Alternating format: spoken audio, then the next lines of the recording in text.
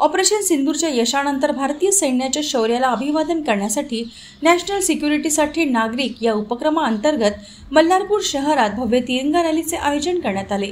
आमदार सुधीर मुनगंटीवार यांच्या पुढाकारातून ही रॅली पार पडली। रॅलीत हजारो नागरिकांनी उत्स्फूर्त सहभाग घेतला। विविध धर्मगुरूंच्या उपस्थितीमुळे एकतेचे प्रतीक ठरलेली ही रॅली संध्याकाळी 6 वाजता काटा गेट येथून सुरू होऊन नवीन बस स्थानकावर समाप्त झाली।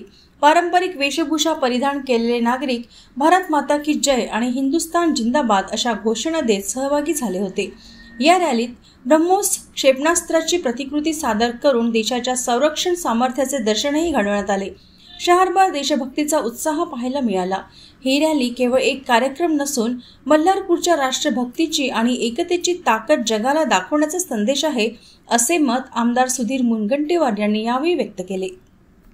तिरंगा यात्रा आता प्रारंभ झाली आहे।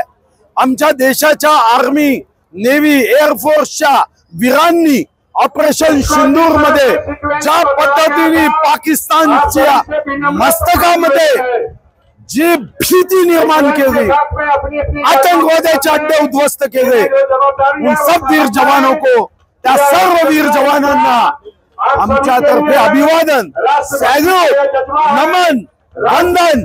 आप आगे बढ़ो, हम आपके साथ हैं। हा भाव घेऊन हजारो देशभक्त जातीपातीच्या बाहेर जाऊन पक्षाचा विचार न करता ही रॅली आता सुरू झाली।